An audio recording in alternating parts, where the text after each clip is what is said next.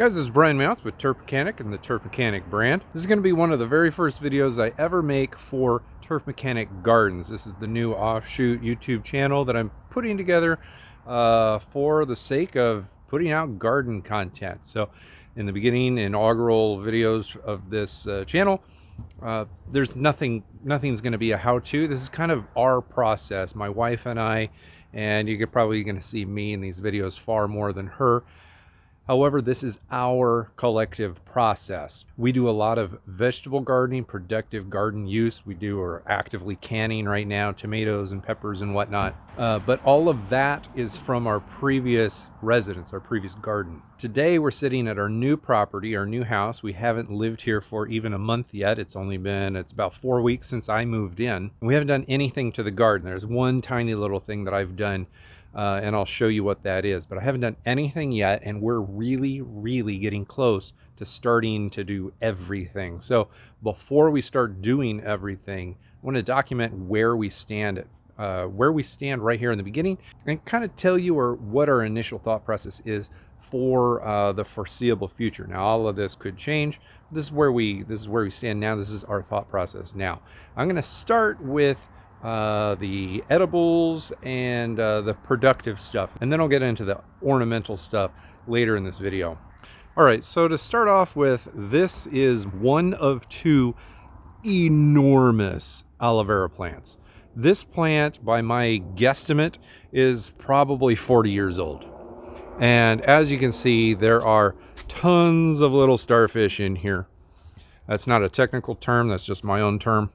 Basically, a plant grows up and then it starts putting off offshoots. When they're tiny little babies, like the size of your thumbnail, you're going to be calling them pups.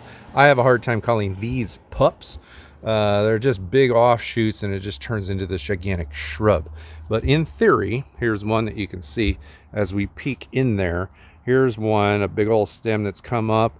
As you can tell, this thing hasn't been pruned back or trimmed or used or cared for, and I'm going to call it millennia, but it's probably just a whole bunch of years.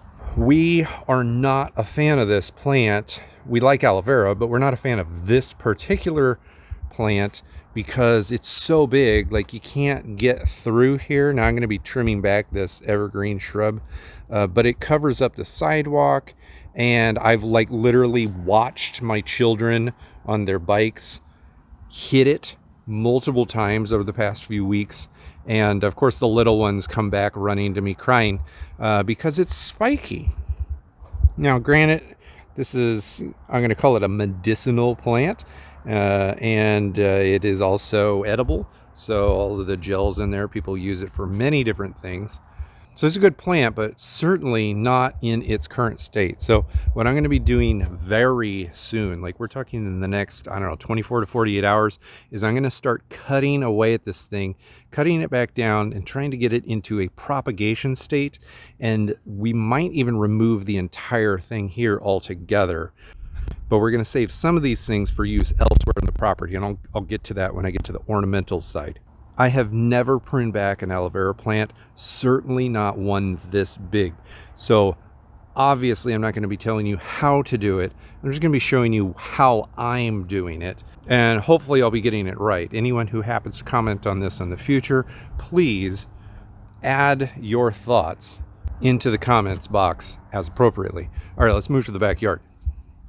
Here we go. This is a jade plant. At least I think it's a jade plant. I could be wrong. I'm going to do a little bit more research, but I'm pretty sure this is a jade plant. Remember, we just moved into the property, so we're learning what plants we have. This plant also is not overgrown, but we do want to trim it, and so we're most likely going to be cutting off some of these branches so that it's a little bit more low profile to the wall.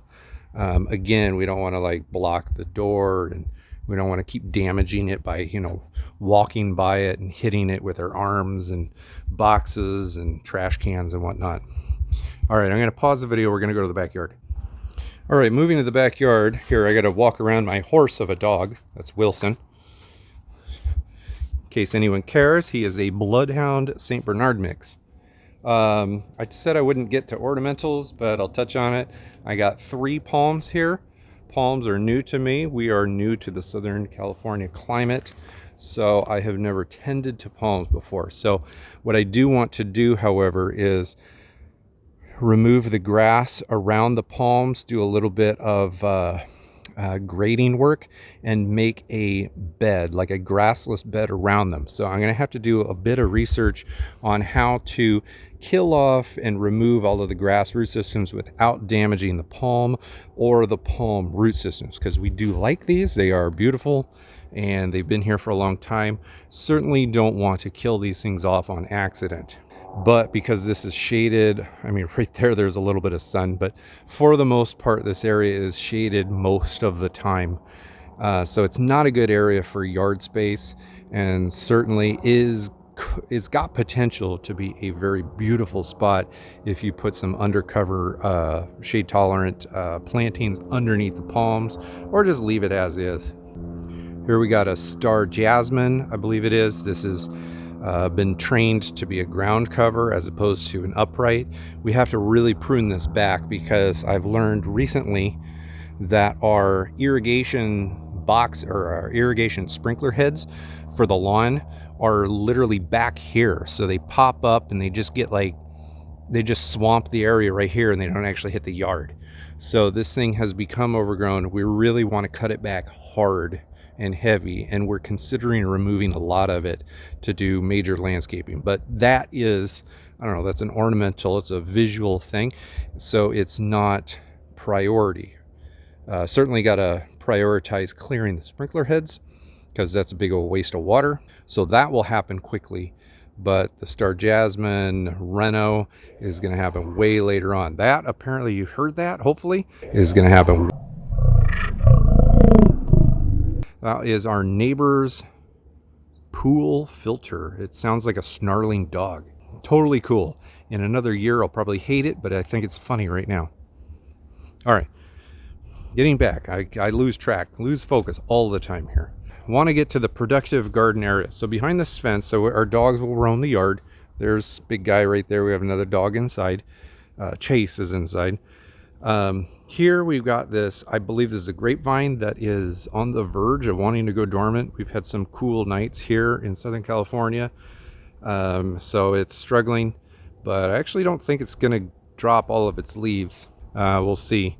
But this whole plant comes all the way back over here, so this probably needs some tender loving care. We did grow grapes at our property up in South Oregon, and we fed the birds really well with those grapes. Down here, I feel like they would do a lot better so long as we tend to the plant. Now, obviously, this grapevine has got some age to it. So I've never dealt with a grapevine that is this old and this mature. So that's going to take a lot. That's going to occupy a lot of learning for me. I'm excited about that. The dogs and any other animals play, you know, kids playing, they have to go through this gate to get to the garden area, which is nice because it protects it from our animals. We're used to protecting our garden from deer up north, but around here it's really just us. It's house cats and dogs. This garden area, I am told by neighbors, used to be tended to very, I don't want to call it religiously, but frequently by past homeowners. And I'm told that many things were just randomly planted in the ground all over the place. I was even told by a neighbor across the street to not be surprised to just randomly see carrots growing up when you don't expect it. You know, things like that. There's a lot of random stuff over here, and I'm still trying to figure it out. But we've got another big mature aloe plant. This right here is an avocado tree. This is the only thing that I've done to the garden area since we moved in. The avocado tree had an entire bush of branches. You can even see like one of them that I cut. So what I did is I just trimmed off very lazily. I'm going to clean this up later.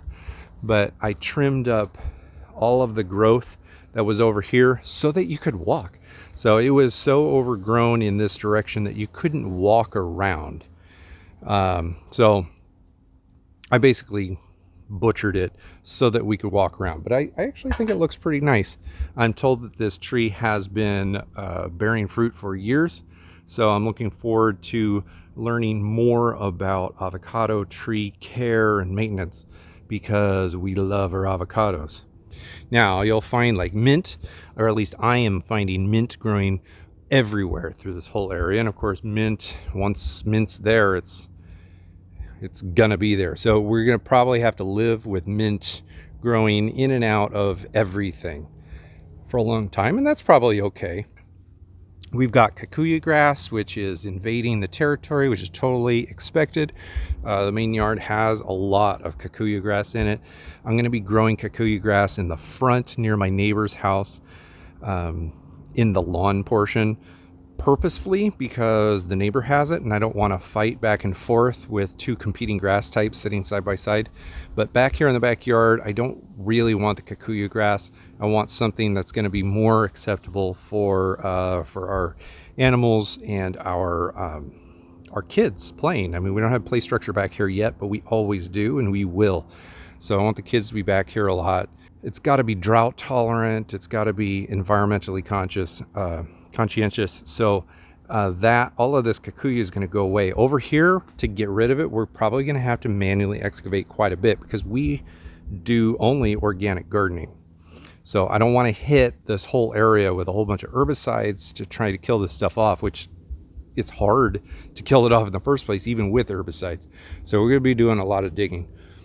So kikuyu grass like this, you can't just like pull it out right here, man.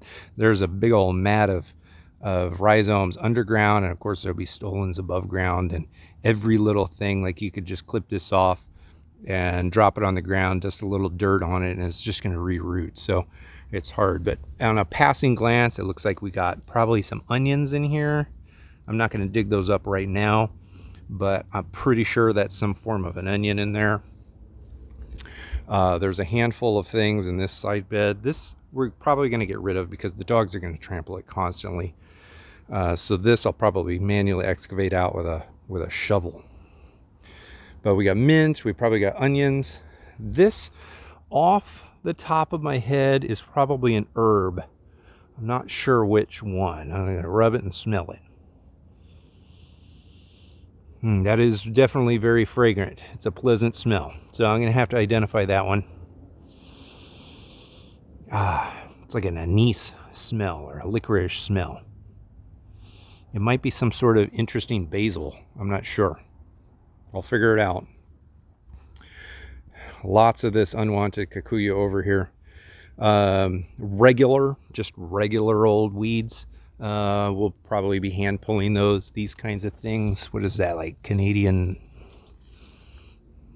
milk? No, I can't remember what that's called off the top of my head. But those are like really easy. These are annual plants. So if you can kill them off by, this one mostly went to seed already.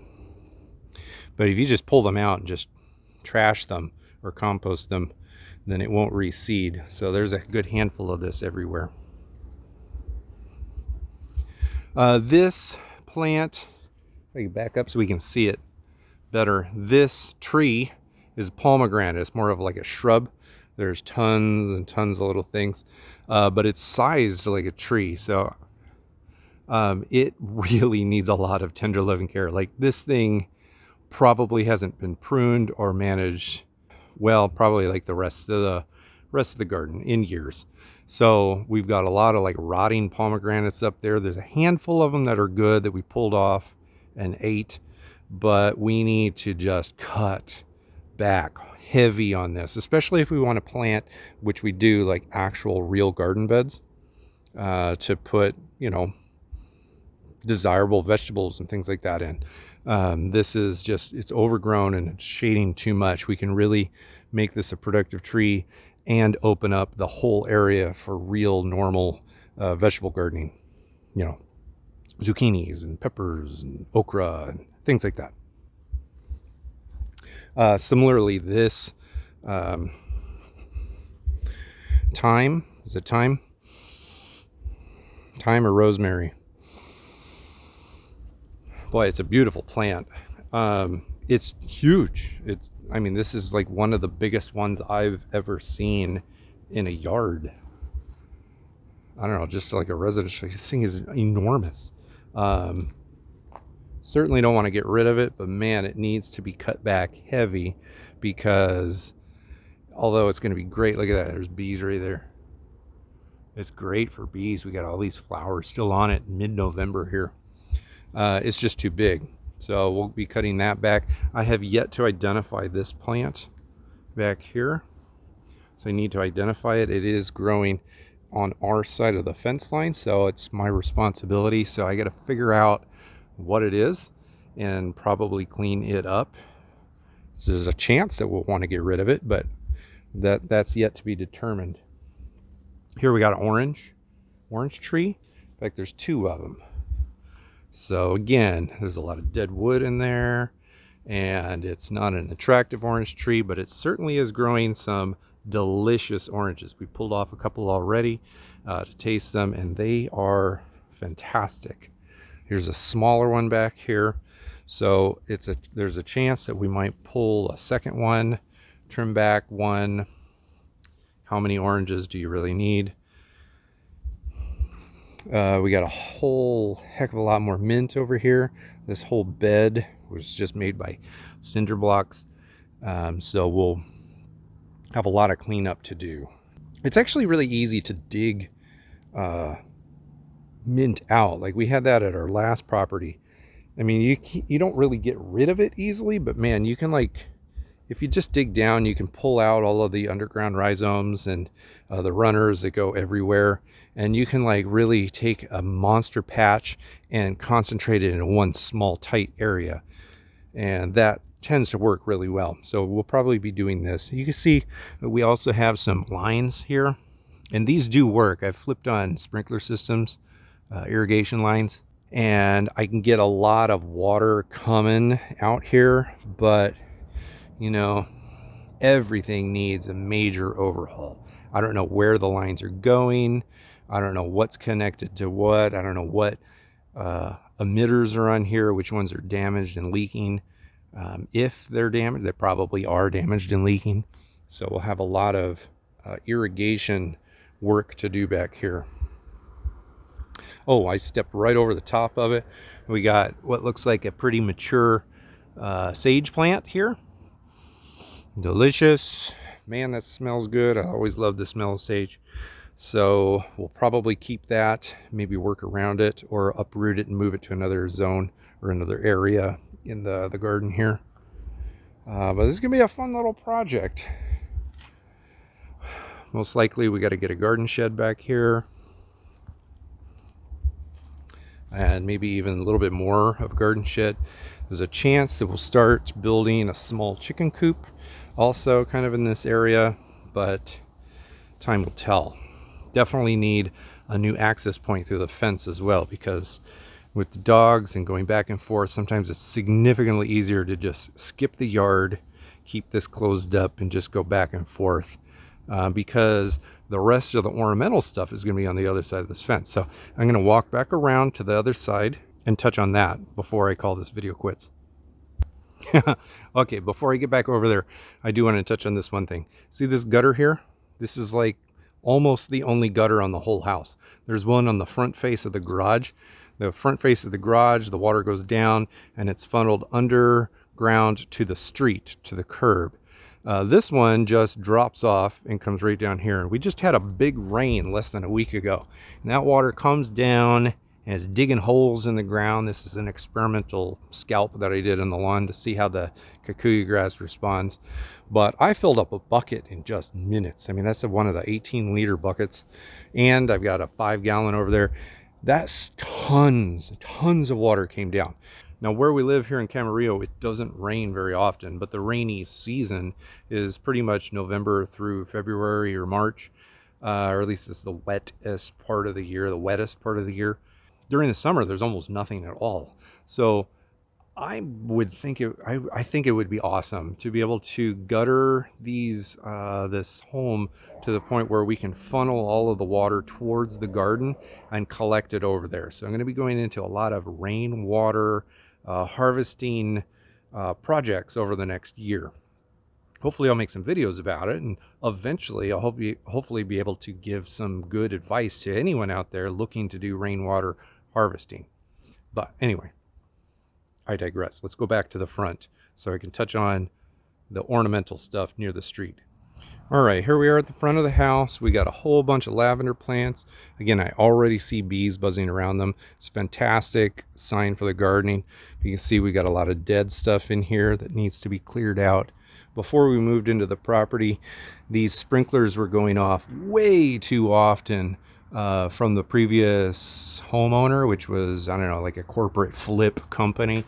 And the water was just going everywhere. It probably drenched and might have even damaged and killed some of the lavender that's here. We did have to uproot a couple of them to do some sewer line stuff here. But this stuff needs to get cut back heavy. The dead stuff needs to get pulled out. And here we got overgrowth coming over the lawns. So when the lawn sprinkler goes on, it's swamping the area here and not getting the lawn over there. So it's another big waste of water. As you see right now, we're in the shade. I'm considering expanding the ornamental section of the garden bed by a few feet, kind of along this side. By the time winter happens, you know, you have to have some shady areas because it's winter. But by expanding this ornamental stuff, this flower bed area more, then that is going to let the lawn perform a little bit better because some of it is not getting swamped with water because it never dries out. And the grass that needs sun is getting it for more of the, you know, all of that stuff. That also gives us a lot more options for an actual visual display here next to the house. Something other than just lavender. So that would be kind of cool. Over here, I haven't yet identified these plants here, these kind of grassy things, but obviously they need some love, so I need to identify them. And most likely this needs to be cared for. I mean, it looks like it's squished in the middle. So if you have any idea what that is, just on a passing glance, drop it in the comments. I'll figure it out eventually, but it's not priority. Right now, priority for me on the front here is these hibiscus plants. These hibiscus plants are very mature, obviously, and you could argue that they're overgrown, or you could argue that they are perfect as they are. But for me, I'm a father of kids who run around in the yard, and to me they're overgrown because cars on that side come around the corner and they can't see my kids playing in the lawn. And if my kids do run around the corner, which I don't exactly want them to do, I can't see them through that because it's overgrown. Now, certainly on the bottom, it's obviously needing love. We've got what looks like some powdery mildew down there. It's probably too much water from the lawn sprinklers, which we've dialed back. But a lot of this needs to be cut out. And instead of taking like hedge trimmers and just going around it to like smooth it out, it really needs deep work, like going in, pruning, and bringing it back. So what I'm truly considering doing, like most likely this is going to happen, is I'm going to cut all of these back probably 3/4, 80%, almost down to the stump, and let them grow back in a much smaller, controlled way.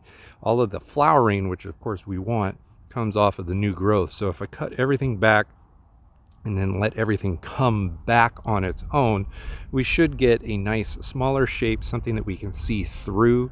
And you know, like this thing is blocking the sidewalk and everything. So I think that would be a nice touch.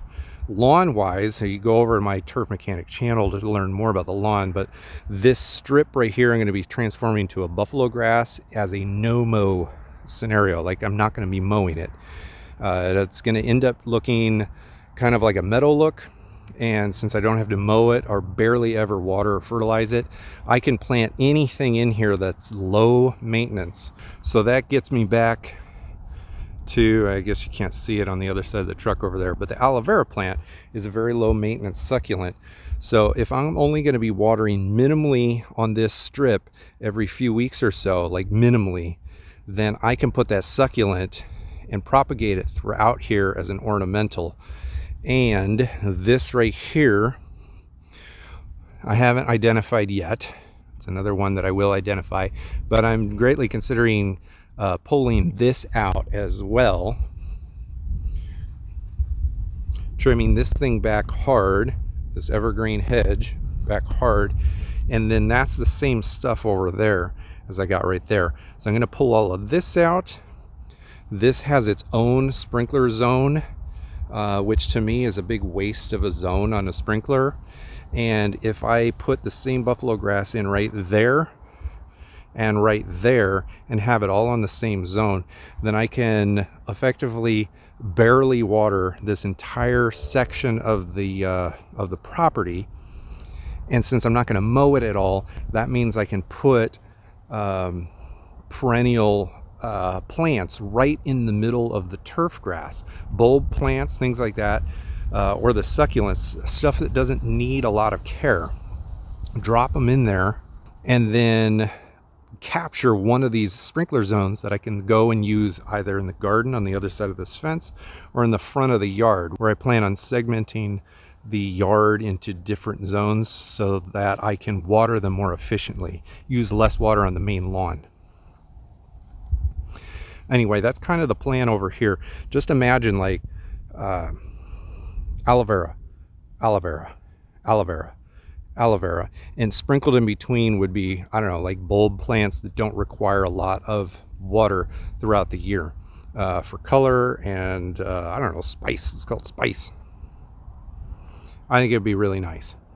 Ultimately, we'll end up having, if we have buffalo here, then we can also put plantings like ornamental, beautiful flower kinds of plantings, or it could be edibles, right into the buffalo grass. So some people will keep a buffalo grass lawn just like a regular lawn grass, but since you don't have to mow it, if you're okay with not mowing it, then that means you can plant stuff right in it. So the buffalo grass ends up being the ground cover that retains moisture in the soil, and since you're never mowing it, you don't have to worry about the cool stuff that you plant in it. So I don't know, we'll figure out what we end up doing.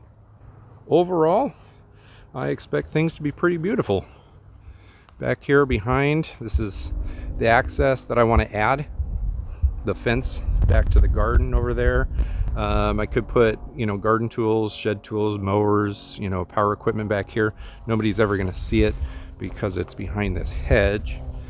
And if I've got an access point to the garden, it'll be really convenient for us. Anyway, that's my brief, extremely long video introducing the garden and ornamental section of Turf Mechanic. Let's call it 2.0. This is Southern California Turf Mechanic. Turf Mechanic Gardens is the channel you're watching right now. I've got a large following in the grass and lawn care industry over on regular Turf Mechanic channel, which I'll link to in the description below. But for garden specific ornamental veggie patch content, this is where I'm going to be putting it. So if you're interested in that, following along, hit the subscribe button, tell your friends, tell your mom, and I hope to see you guys in the comments, because I thrive on the comments. I am not the most intelligent person out there. Usually the viewers are. So when you leave intelligent comments, I notice, and everyone else does too. Thank you very much for watching.